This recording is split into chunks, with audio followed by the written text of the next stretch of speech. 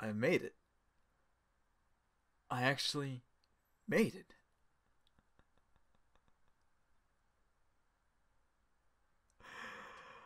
I made it!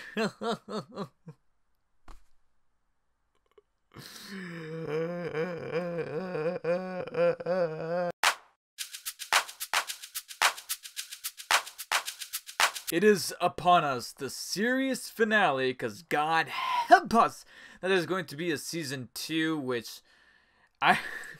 Jesus Christ.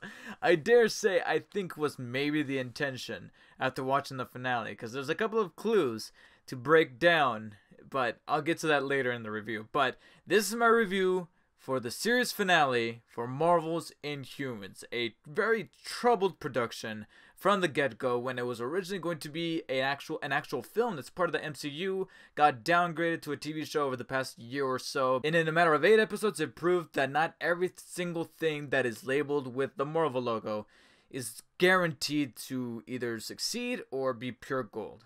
And unfortunately Inhumans have to pay the price of demonstrating that effect. So here we have the series finale. This is the one to kind of be the end-all be-all of the entire show, and it does, for the most part, tie things up as best that it could. But it had one lingering problem that I felt kind of going into the episode, and over the past week or so, it kind of dawned on me that the last episode ended with Ramsey, in this case Maximus, saying that he programmed the whole dome that's covering the city of Adeland with a failsafe, and saying, hey, this was demonstrated to raise the stakes.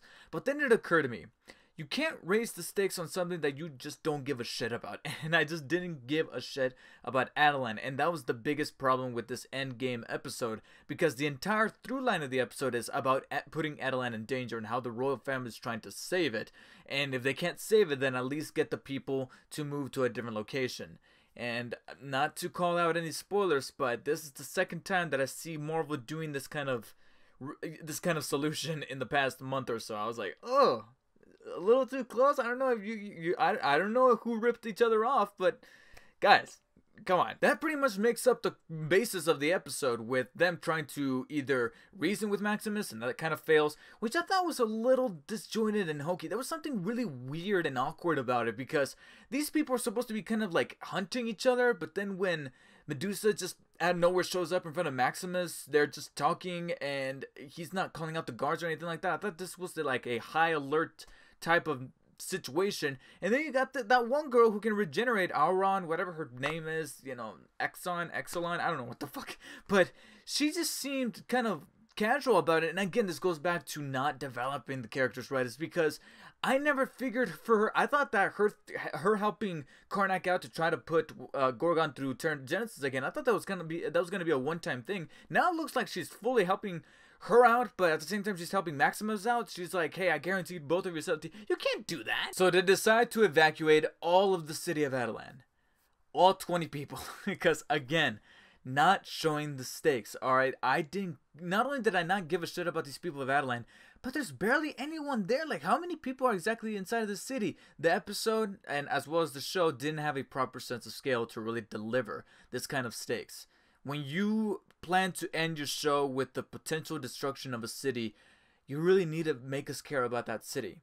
And without getting into spoilers, it's another little qualm that Thor Ragnarok did have to deal with, is that there were some stakes that involved a place or a person or a thing that they didn't spend too much time with, and because of that, I just didn't give a shit about.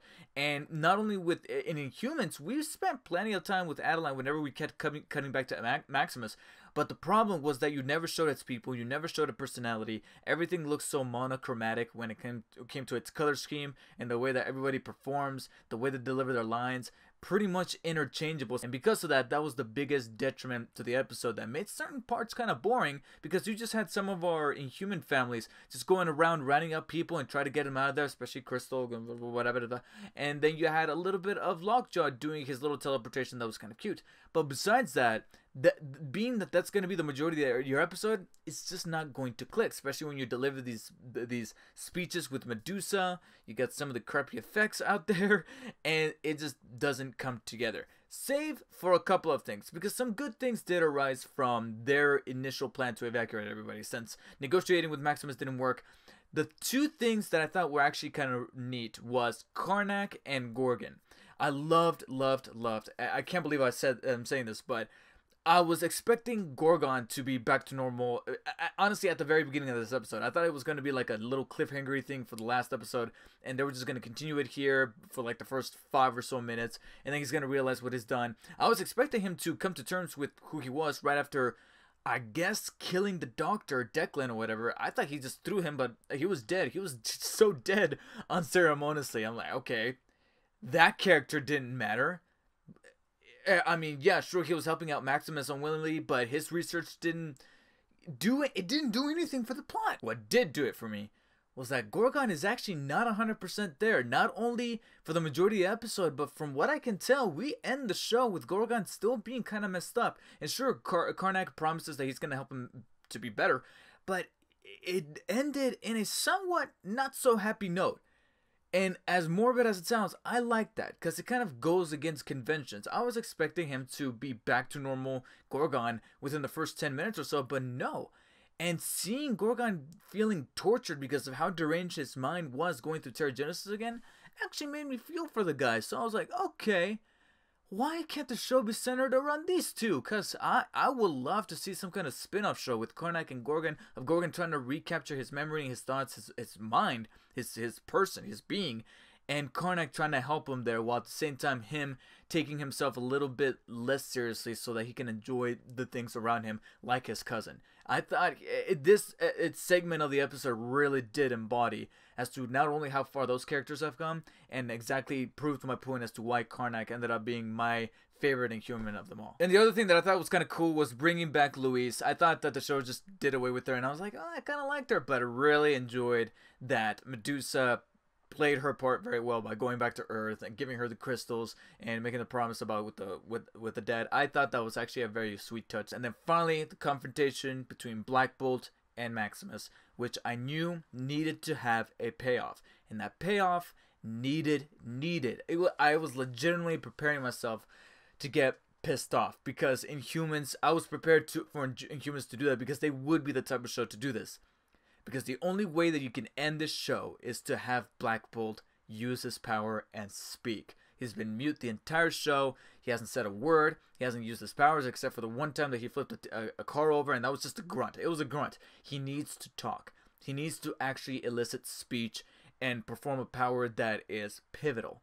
You need to deliver it. So when he knocked Maximus out and locked him in there, I was like, please don't.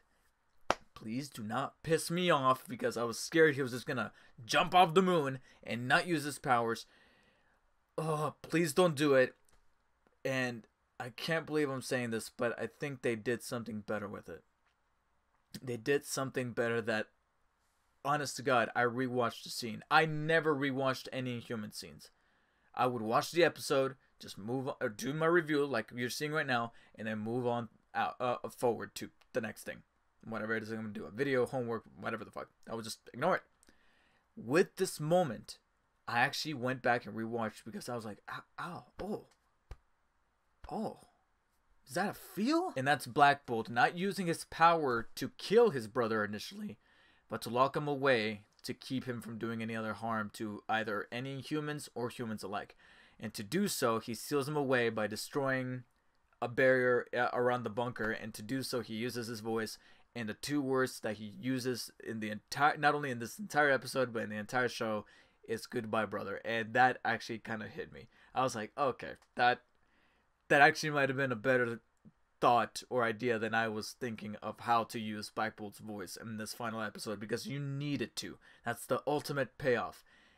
And to be honest, I think it did pay off for me in a very unexpected yet really tender way that made me feel for Black Bolt in that moment. So Black Bolt and the rest of the family managed to make it off Earth safely, unharmed, and with their duds out of nowhere, they just pull out their uniforms. Where the fuck did you keep this? Where was all? Actually, no, because they did have it on Earth, right?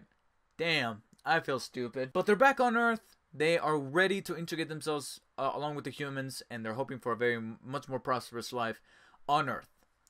Or are they? Yep, this is where the show has the balls to tease a second season or to tease something.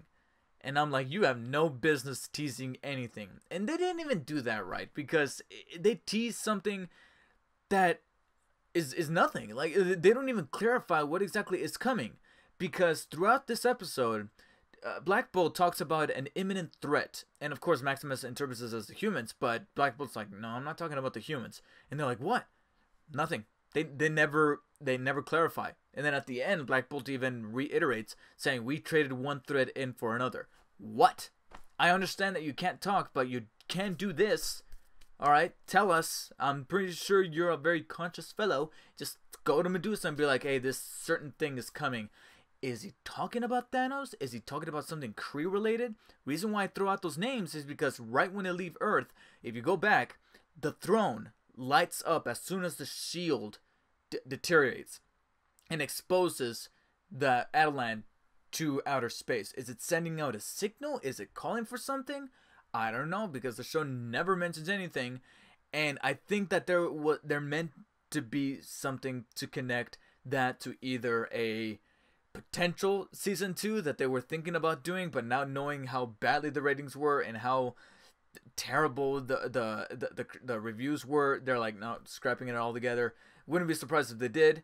Is that, or maybe they're trying to find some kind of way to connect the Inhuman show to the Marvel Cinematic Universe. Maybe it's calling out to Thanos. It's doing something related to the outer space atmosphere that we're dealing with, especially going into season 5 of Agents of S.H.I.E.L.D. I don't know. So did the series finale succeeded in trying to wrap things around in a way that can maybe redeem the show? Kinda. There were a couple of payoffs that I thought were a little nifty. It was very much another Inhumans episode with a template to it that was a finale, including putting a city at risk, the killing off of a major character that was meant to be the antagonist, and then moving to a much more prosperous outlook at the future. It had the makings, structurally wise, for a series finale. It's just that it still was at the level of quality that the Inhumans show was doing. So you're not gonna care about a really good chunk of it, while at the same time being able to dig hard enough and find a few things that you can kind of attach to and look at and be like, you know what, I kind of like that. And as you could tell from this review, it was essentially just that. So I'm gonna be giving the series finale for Inhumans a very high 6 out of 10. So that does it for Marvel's Inhumans. What did you guys think of the show if you remained watching it all throughout the entire 8-week run, just like I did? What were your honest opinions? Did you hate it? Do you think it was a piece of shit? Or were you indifferent towards it? Or did you actually like it on par with Agents of S.H.I.E.L.D. or any of the other Marvel shows? And please, whatever you're taking, let me know so I could get some. Anyways, that about does it for me. Thank you guys so much for watching. Please show your love and appreciation by hitting the like and share button for this video. And of course, stay tuned for future videos by hitting the subscribe button down below. Until next time, guys, I'll see you all later. Go back to the difficulty. Go back to the difficulty. I'm going to show you something. You notice how much of a drop off there is between the colors right there if you keep going to the right. It goes doop, doop, doop, doop. Yeah. Just in every aspect of your whole life. I wasn't even paying attention to that. Really? You just noticed right now? I'm sorry. I don't pay attention to things like that.